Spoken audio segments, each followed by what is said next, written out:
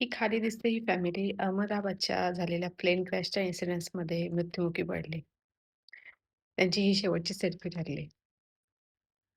ह्या एवढ्या मोठ्या इन्सिडेंट्समध्ये फक्त एक जण वाचला.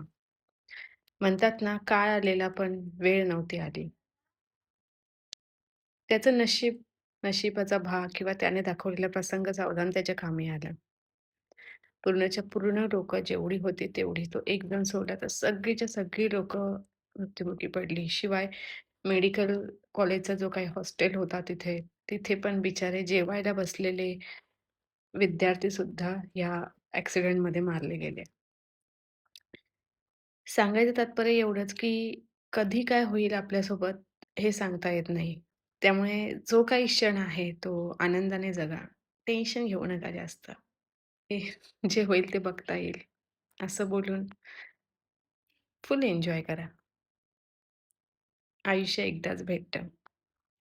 सारखं-सारखं नाही भेटत. काळजी घ्या.